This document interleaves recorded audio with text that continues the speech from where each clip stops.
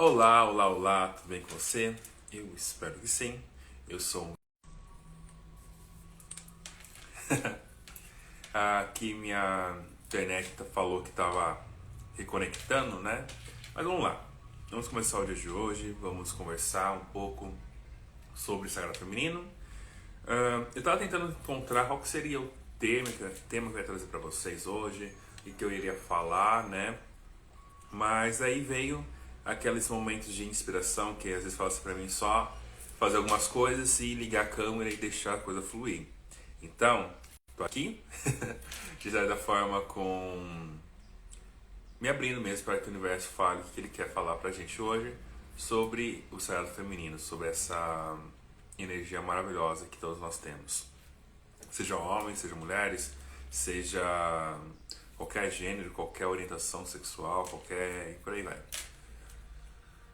Vamos entender um pouquinho como se funciona tudo? Vamos primeiro nos conectar com a energia Reiki, com a energia de Deus, com a energia do universo, com a energia das deusas, né? Então vamos lá, conexão. Vamos conectar com a energia das deusas agora. Daikomi, Daikomi, Daikomi, Daikomi, Daikomi. Eu, a partir de agora, como Reiki Master, me tornando num elo de ligação com a dimensão superior para iniciar essa live. Nosso grande cosmos, nosso grande vida, nosso grande Daikomi, por favor, nos oriente como nós devemos estar trazendo o conceito das deusas no dia de hoje.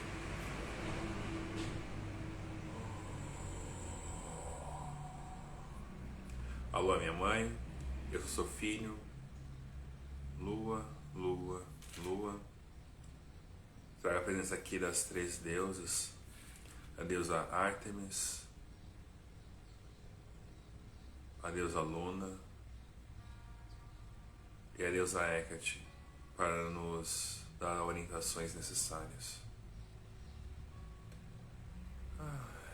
Então, bom dia. Bom dia, bom dia, bom dia. Né? Agora oficialmente começando a nossa live. E conectei com a energia das deusas, né?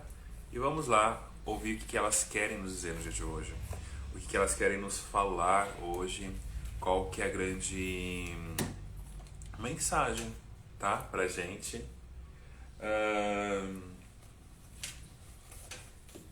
Eu vou tirar uma cartinha aqui para a gente poder estar dando início a esse processo de iluminação. Estou usando aqui meu oráculo, a deusa respira, né? Vai trazer a energia das deusas conectadas principalmente à sexualidade.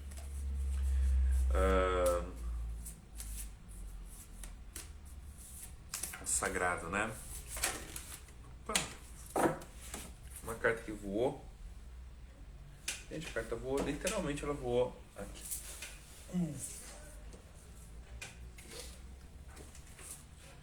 Essa carta que é para trabalhar hoje. E a deusa voou da minha mão, que é a carta para a gente poder estar trabalhando no dia de hoje, que é a deusa Freia, a deusa da paixão. Olha só que linda essa deusa, olha só que maravilhosa. Esse sol que ela tá ali bem no chakra básico, o segundo chakra, né? Ali trazendo o chakra a parte da sexualidade ali, bastante, bem forte. E vamos conectar a deusa Freia e ver o que ela quer nos falar hoje, como podemos estar nos trabalhando com ela.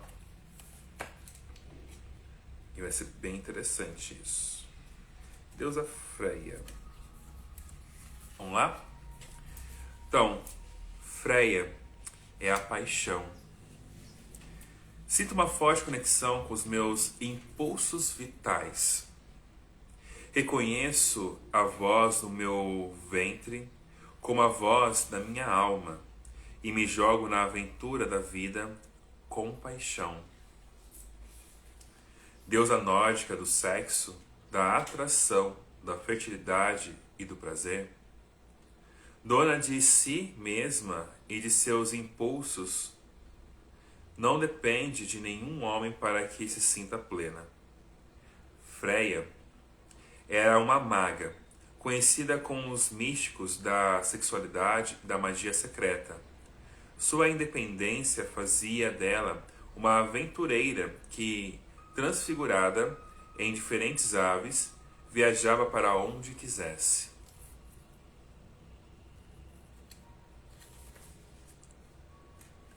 Significado da carta. Freya alerta para a falta de paixão em suas ações.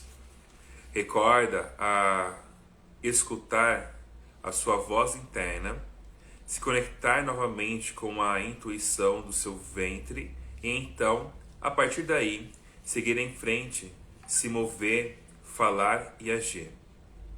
Essa deusa te lembra que você é infinitamente forte, mas que a força feminina não é muscular. Emerge das entranhas. Sinta essa energia sustentada em você. Confie em si mesma e olhe para frente com força e paixão pela vida. Então a deusa Freya, a deusa da paixão, ela vai nos trazer justamente essa questão de qual é a sua paixão?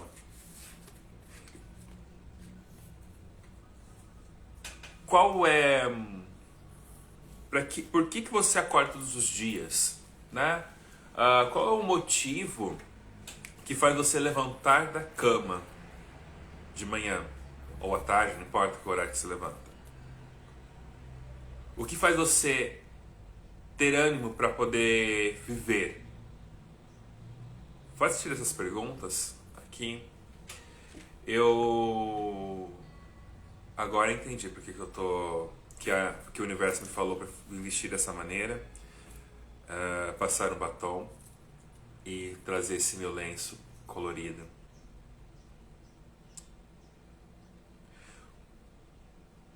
Há alguns anos, né? Alguns anos, eu não sabia muito bem o que era ter paixão pela vida. Eu não sabia muito bem o que era a ser feliz, né? Ter momentos de felicidade, isso eu tinha bastante. Mas a sensação de tristeza sempre era presente. Sempre era como posso dizer, um fantasma que estava o tempo todo me perseguindo, o tempo todo me encontrando. E aí eu vivia a minha vida sempre com esse fantasma. Então assim, eu tinha ali meus momentos de felicidade com os meus amigos, na igreja. Só que parecia sempre que alguma coisa faltava. Alguma coisa ali não estava... Estava faltando, sabe mesmo? A palavra mesmo é essa. E uma tristeza sempre me rondava. Sempre existia uma penumbra ali de tristeza me cerceando, me cercando. E eu comecei a me perguntar. Eu me perguntava várias vezes, né? Como posso ser feliz? Eu achava que aquilo que eu sentia era algo normal, era algo que todo mundo sentia. Eu achava que era difícil para as pessoas também, assim como era para mim. Mas ao mesmo tempo, eu sempre tinha uma questão tipo, por que as coisas são diferentes? Por que as coisas não estão sendo da maneira que eu acho que deveriam ser?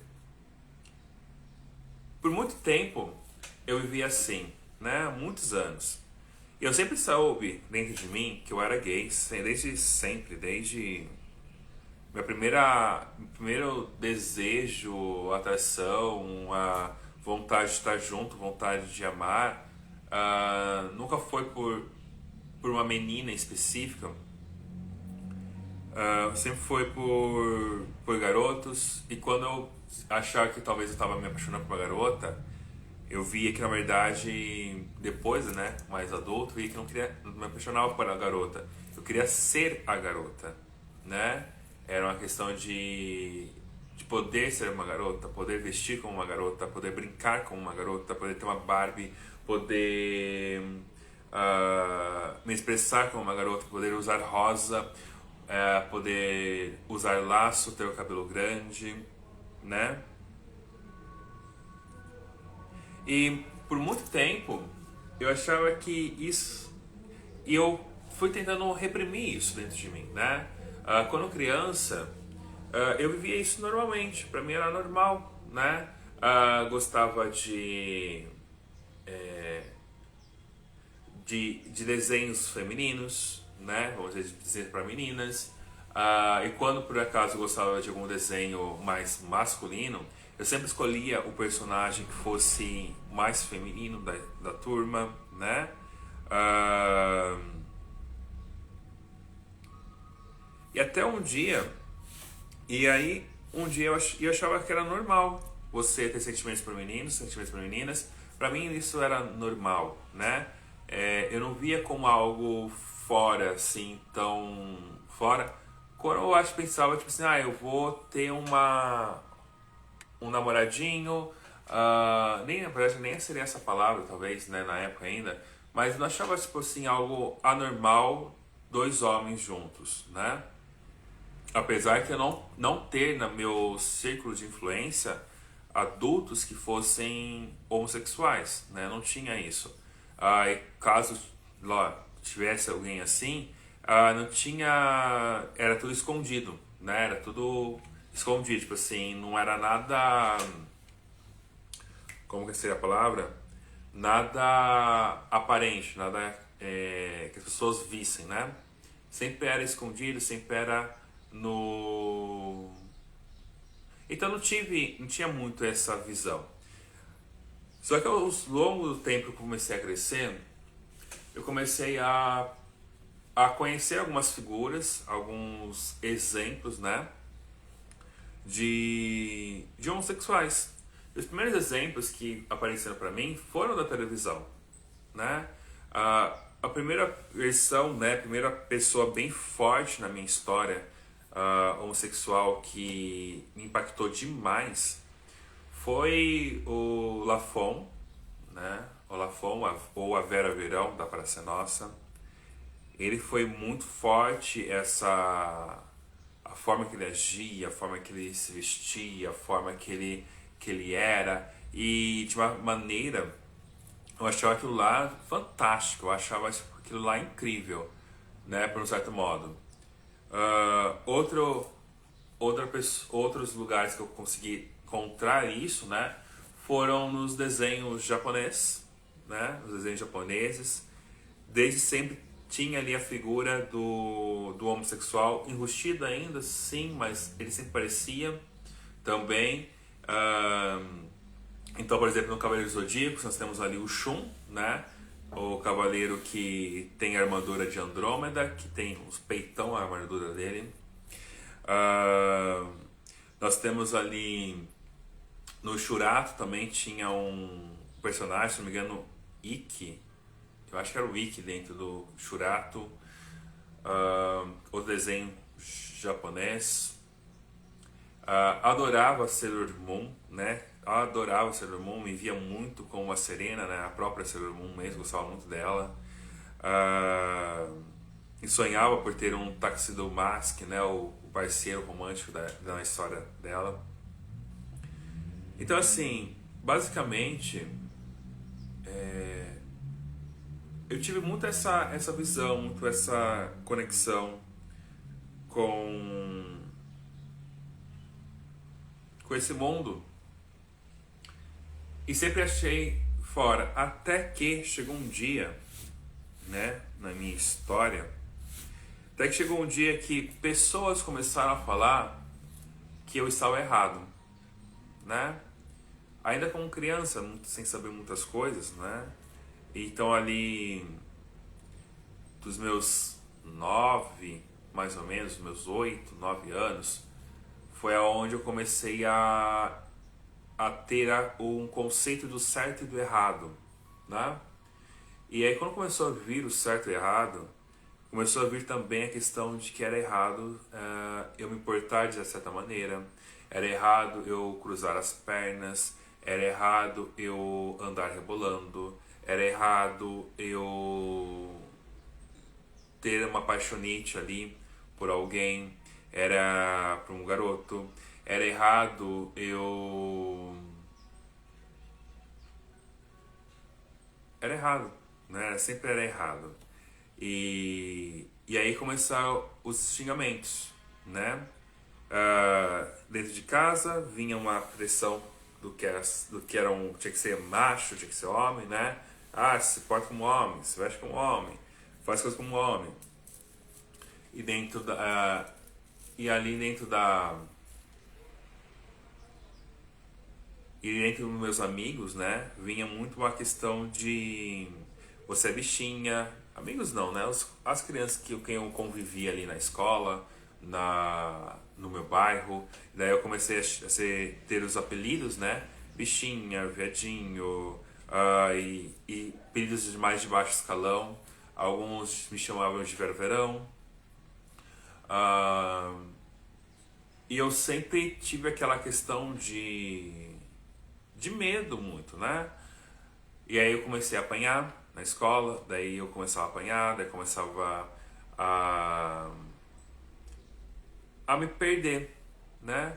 Então assim, ali depois dos meus 7 anos, né? Meus 7 anos pra frente, foi o momento onde eu comecei a me perder. Então ali dos 7 aos meus 13, 14 anos, meu segundo setênio, foi um setênio muito difícil.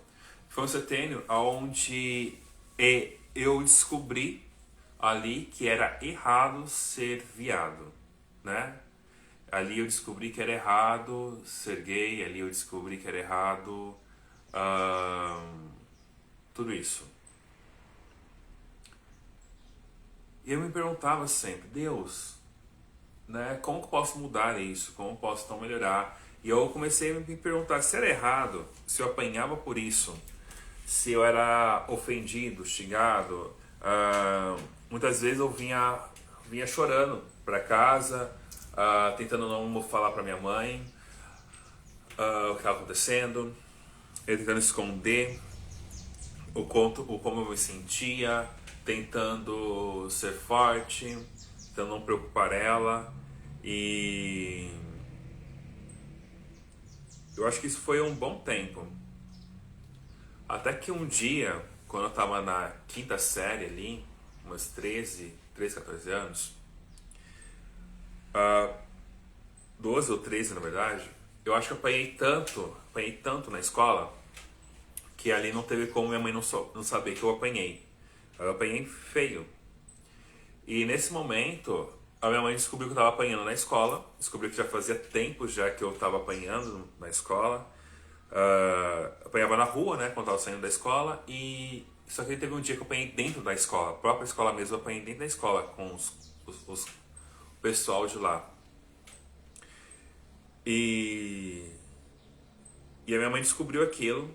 Minha mãe não tinha muito dinheiro, não tinha muito recursos, né?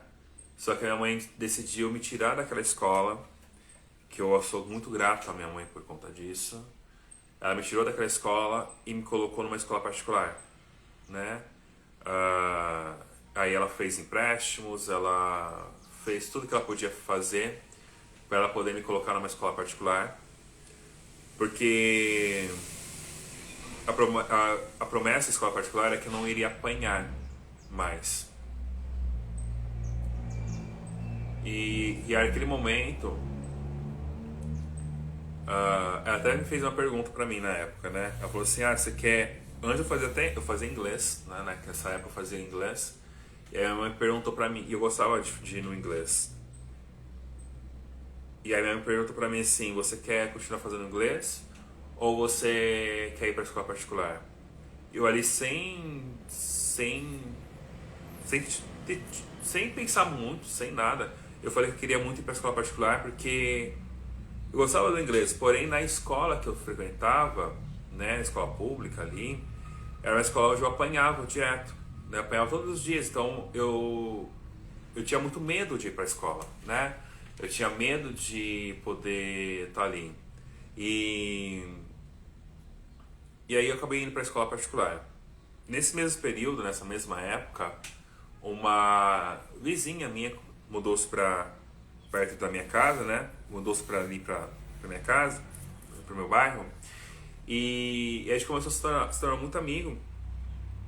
E nesse período eu descobri que ela era evangélica, né? Ela ia para uma igreja evangélica e eu sabia que a minha família era uma família que vinha de um berço evangélico, né? Então a avó da minha mãe era evangélica, as tias da minha mãe tudo evangélico também. A minha mãe também já foi na igreja tinha ido na igreja algumas vezes. E eu falei assim, olha, sabe, eu tô tão perdido, eu tô tão preciso tanto de alguma coisa ou de alguém para poder me auxiliar. E aí nesse momento eu acabei abrindo mão. Eu acabei falando assim, ok, então eu vou para a igreja evangélica. E acabei indo, gostei, foi uma das experiências mais incríveis da minha vida. Passei ali vários anos muito bons, né, com coisas assim, incríveis, conexão com Deus, intimidade com o divino mesmo, né? Só que dentro de mim sempre existia aquela pegada do tipo assim, cara, quem você é, né? Você sabe que você não se enquadra nos padrões morais, sociais aqui. Você não se enquadra nos padrões que as pessoas estão vendo aqui, né? As pessoas pregam aqui. E quando eu pensava em ter uma família, eu sempre ficava triste, porque eu não conseguia sentir atração por nenhuma garota, desejo por nenhuma garota, e ao mesmo tempo eu tinha que forçar aquilo. Mas nessa época, né, ali com meus 14 anos, foi onde, na escola nova, na escola particular e também na igreja, foi onde eu consegui criar o meu disfarce, vamos dizer assim. Foi ali que eu aprendi a me defender. Eu acho que essa é a melhor palavra. Eu aprendi a me defender. E eu comecei a me defender das pessoas, comecei a me defender para que que nunca mais aquela sensação de ser machucado fisicamente, machucado moralmente por outra pessoa acontecesse novamente. Foi bem interessante e pesado também ao mesmo tempo, né? Descobri que aquela máscara que eu acabei criando, uma armadura que eu criei, de onde tinham ali comportamentos específicos, onde tinha ali falas específicas, que eu, Robertson, acabei criando para me defender, para que ninguém soubesse que eu era viado, né? Por muito tempo eu orei muito para Deus, né? Pedi muito para Deus para que Deus tirasse de mim o pecado da homossexualismo, né? O pecado do sodomismo, né? Eu pedia muito, mas muito mesmo, para que Deus me livrasse desse lugar. E assim foi a minha vida. Um dia de cada vez, as pessoas foram indo, e eu fui criando essa persona, fui crescendo, né? Me dei bem nos estudos, eu creio que eu me dei bem nos estudos. Passei a voltar a gostar de estudar, passei a gostar de ir para a escola, que antes eu não gostava de ir, lógico, eu apanhava antes. E aí depois as escolas particulares, que eu fui até a faculdade, né? Eu adorava ir para a escola, porque eu não apanhava ali. Adorava também ir na igreja, porque também ali não apanhava, né? E eu soube me portar, eu soube me posicionar. E assim foi, por muito tempo, foram por alguns anos essa questão. Só que ao mesmo tempo, né, onde um comportamento foi criado para eu me proteger, para eu me preservar, também um comportamento não muito interessante, vamos dizer assim, apareceu. o comportamento de aversão a tudo que eu sou, né? Então, qualquer coisa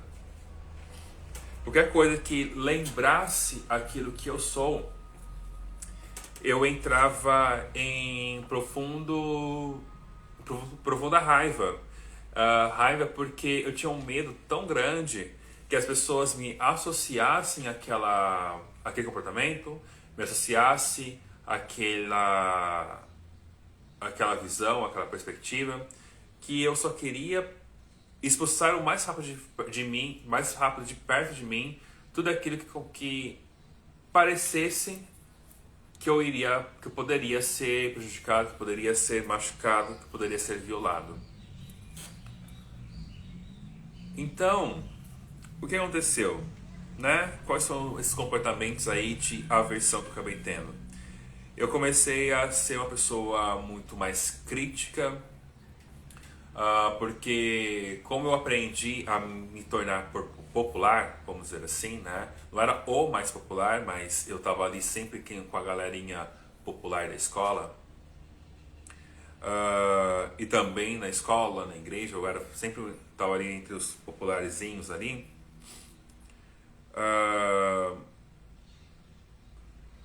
Eu aprendi a afastar todos que de alguma maneira ou de alguma forma me lembrasse trouxesse à tona a minha homossexualidade. Então, eu lembro até hoje. Então eu acabava fazendo o quê? Por ser um popularzinho, né? Para eu poder manter meu status popular, eu atacava outras pessoas, né? Eu machucava outras pessoas. Nunca fisicamente eu nunca bati em alguém, né? Mas verbalmente, moralmente, eu machuquei muita gente, né? Eu depreciava muitas pessoas, eu dizia o quanto que as pessoas não eram tão relevantes, tão importantes.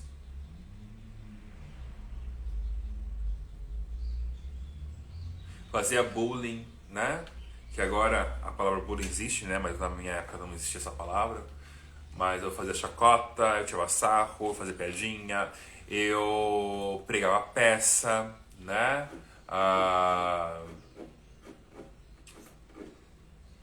Tirava sarro.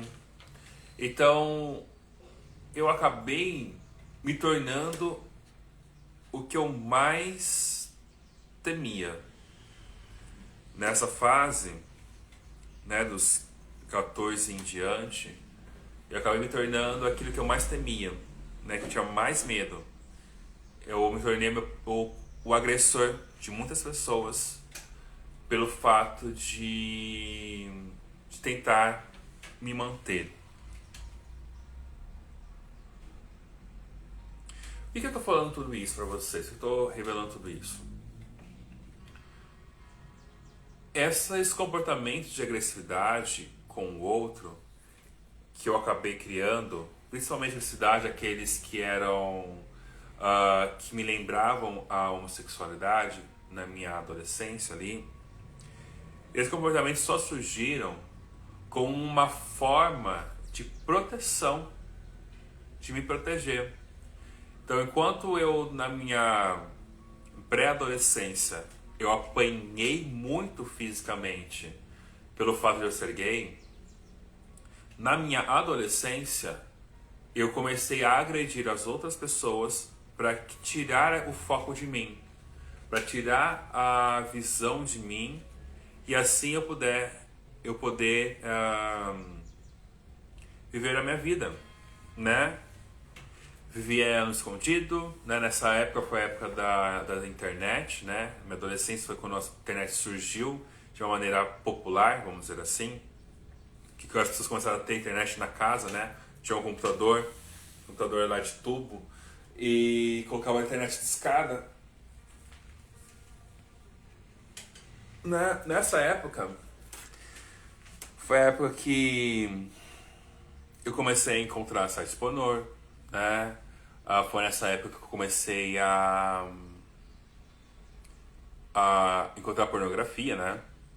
Uma pornografia gay, lógico, né? A procurar fotos de homens. Nessa época, no escondido, no computador, de madrugada, que só podia usar a internet de madrugada praticamente, era quando eu conseguia me conectar verdadeiramente a esse mundo, a minha identidade. Então, a minha identidade era algo sujo, era algo errado, era algo obscuro, era algo escondido. Então, os momentos que eu tinha para poder viver quem eu sou, né, viver quem eu sou como homossexual, eram momentos onde era escondido.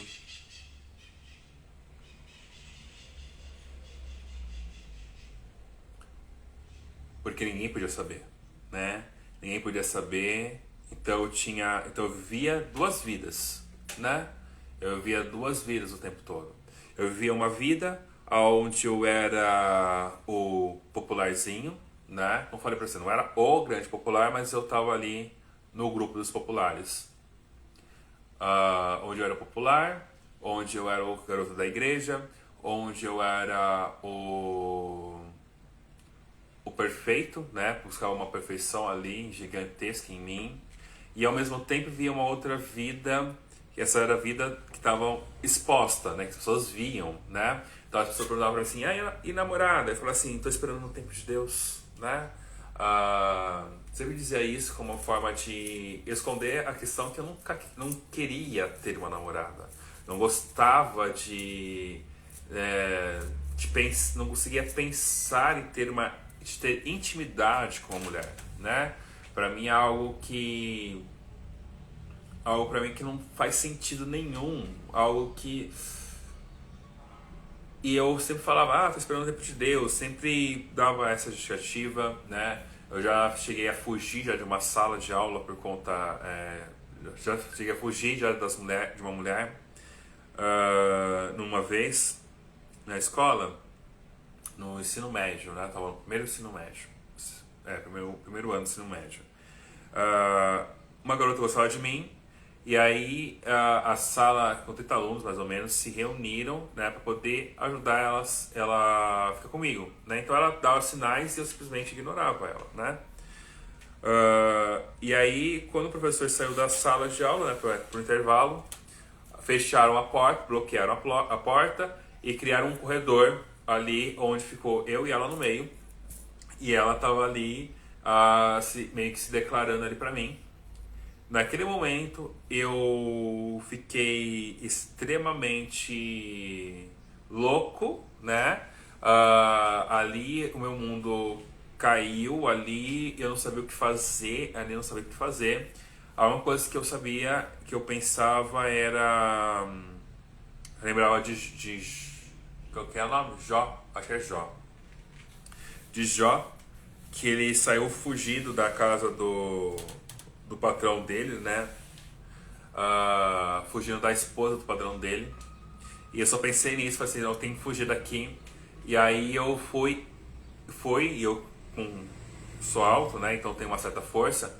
Eu catei, arranquei as pessoas da porta, assim, uma força assim, muito grande. Arranquei elas da porta e consegui fugir da sala de aula. Por tanto medo que eu fiquei naquela situação, porque eu não sabia o que fazer, né? Como era um dos popularzinhos, então o pessoal queria que eu, né, tivesse com a garota era uma garota legal também. E aí eu só simplesmente quis fugir, só quis só desaparecer daquele lugar, daquele ambiente.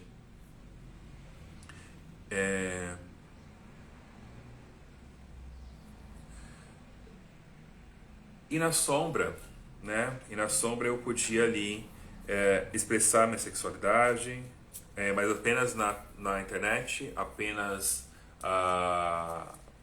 no escuro, né? Sem ninguém por perto. Eu tinha que ficar acordado, assim, atento para ver se não aparecia ninguém, sempre com duas telas abertas para poder disfarçar. E foi algo bem difícil essa vida dupla que eu vivi por muito tempo.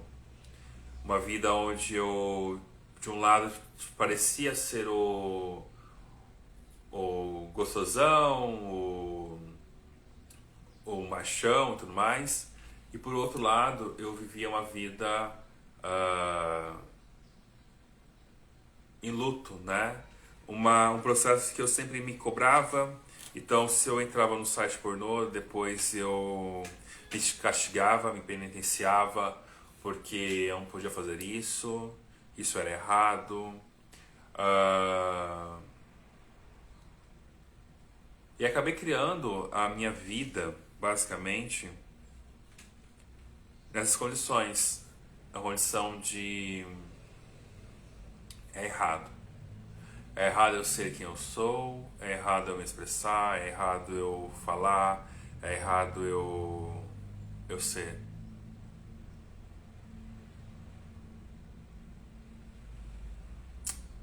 É.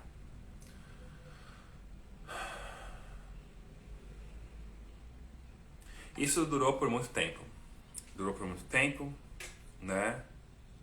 E eu falo pra vocês que até hoje é uma luta diária. É uma luta diária onde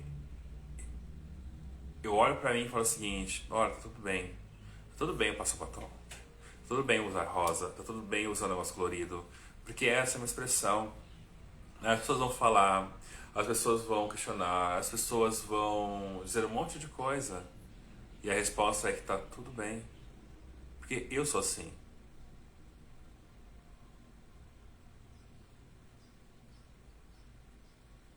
É isso.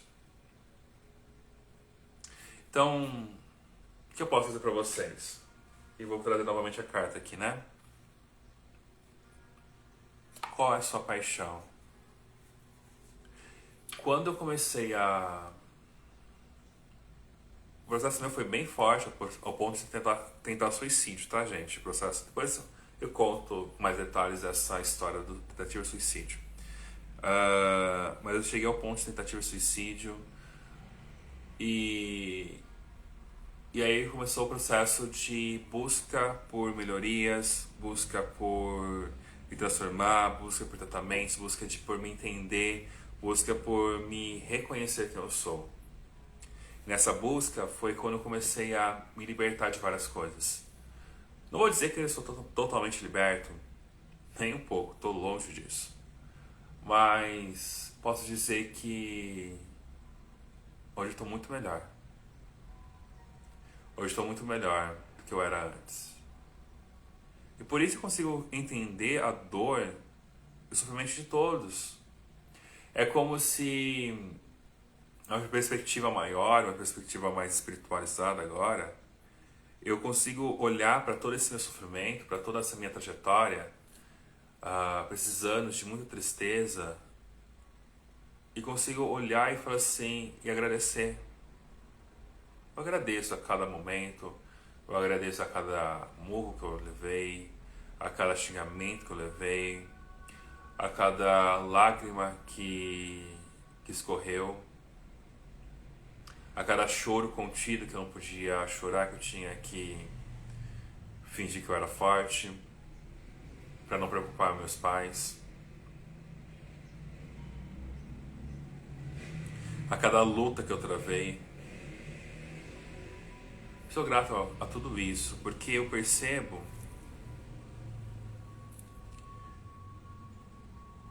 o quanto Deus cuida de mim nessa jornada toda. E entendo o quanto que Ele quer ajudar outras pessoas que estão passando por situações parecidas com a minha. Não porque ela é LGBT, mas porque ela teve que criar uma persona para poder se defender O problema é que muitas vezes, como aconteceu comigo, eu criei uma persona de defesa que era justamente a mesma face dos meus agressores.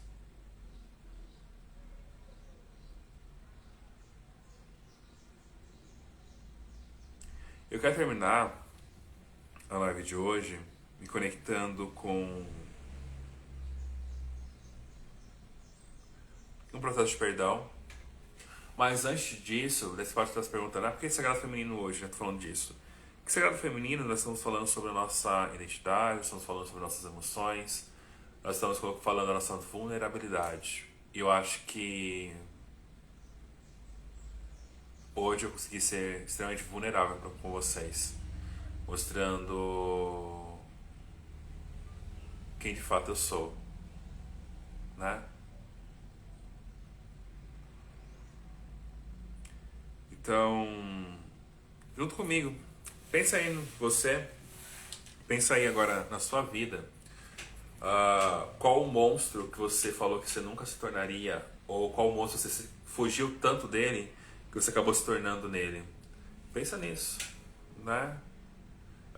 Às vezes você fala assim, nossa, eu detesto pessoas que gritam pra falar. E aí hoje, ou um tempo atrás, você vivia gritando para poder falar com as pessoas, né? Talvez você tenha um monstro aí de mais violento, não sei, mas olha aí e veja, comece a se observar primeiro. Só há como nós trabalharmos e crescermos verdadeiramente no momento que nós reconhecemos, aceitamos e curamos nossas sombras. Esse meu comportamento de agressividade com o outro, ele só é fruto de uma dor muito grande. E hoje eu quero fazer um processo de mandar energia agora para as pessoas que de alguma maneira, de alguma forma eu acabei machucando, que eu acabei violando, que eu acabei prejudicando. Então vem comigo e vamos junto fazer o Ho'oponopono e perdoar e purificar essas lembranças. As lembranças de um dia de quando você, de alguma forma, se tornou o seu maior inimigo. Ok? Então vamos abrir aqui, abrir o campo do Reiki para poder fortalecer mais esse Ho'oponopono. Vamos lá? Daikoma, Daikoma, Daikoma. Divino Criador, Pai, Mãe, Criança, como um só. Se eu, minha família, meus parentes, meus ancestrais ofendemos a Ti, a Tua família, os Teus parentes e os Teus ancestrais em pensamentos, palavras e ações, desde o início da criação até o presente, pedimos o Teu perdão. Permite que isto limpe, purifique, libere, interrompa todas as memórias, bloqueios, energias e vibrações negativas e transmute essas energias indesejáveis em uma luz pura. E agora você vai dizer o seu nome. Robertson Santos Américo. E você vai dizer comigo: sinto muito, me perdoa, te amo, sou grato. Sinto muito porque eu não sabia fazer diferente.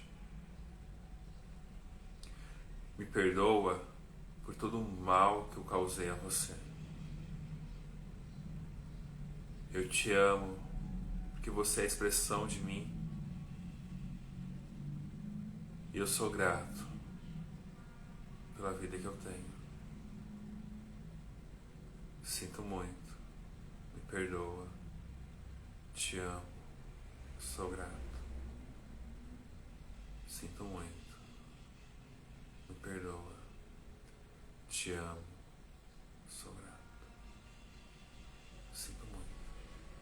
Me perdoa. Te amo. Sou grato. Sou grato. Sou grato. Gratidão a todos que ouviram um pouco da minha história. E gratidão. Nos vemos amanhã, onde eu vou falar sobre sagrado masculino.